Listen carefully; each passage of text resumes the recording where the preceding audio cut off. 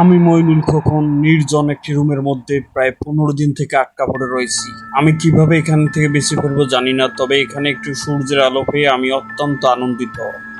আমি এখান থেকে বেরোনোর চেষ্টা আছি, আপ্রাণ চেষ্টা করতেছি। দেখেন আমার শরীর একদম অন্ধকারে ঢেকে গেছে।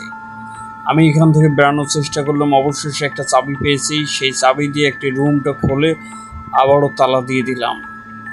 এখন কোন দিক দিয়ে যাব, উত্তর কোনটা, পশ্চিম কোনটা, দক্ষিণ কোনটা, একদম আমার মনে পড়তেছে না। যেহেতু আমি এখানে না খেয়ে রয়েছি, কিছুদিন থেকে আমি পানি খেয়েই শুয়েছিলাম, তবু পুরাতন পানি এবং বৃষ্টি ভেজা পানি ছিল।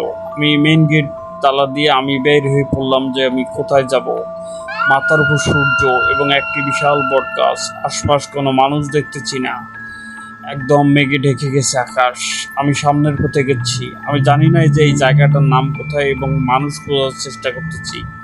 আশপাশ কোনো মানুষ দেখতেছি না। আমি হয়তো এখানে কিছুদিন আগেই মানুষ ছিল, কিন্তু বর্তমানে এখন কোনো মানুষ নাই। আমি জায়গাটি লক্ষ্য করলাম যে বর্তমানে আমি কোথায় রয়েছি। এখানে আশপাশ আমি দোকান এবং বিভিন্ন সাইনবোর্ড খুঁজতেছিলাম, একটি সাইনবোর্ড দেখতে পেলাম।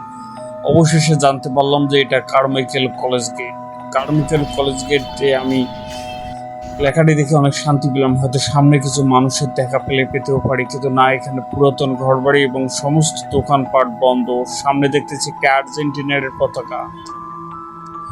অবশেষে আমার মনের ভেতরে একটি শান্তি পেল, কিন্তু না, এখানে একটি মসজিদ বিশাল, কিন্তু অন্ধকারে ঢেকে গিয়েছে এবং মনে হয় বৃষ্টি আসবে। আকাশ অবস্থা খুবই খারাপ এবং এদিকে আমার সূর্য আমার শরীরে তাপ দিচ্ছে।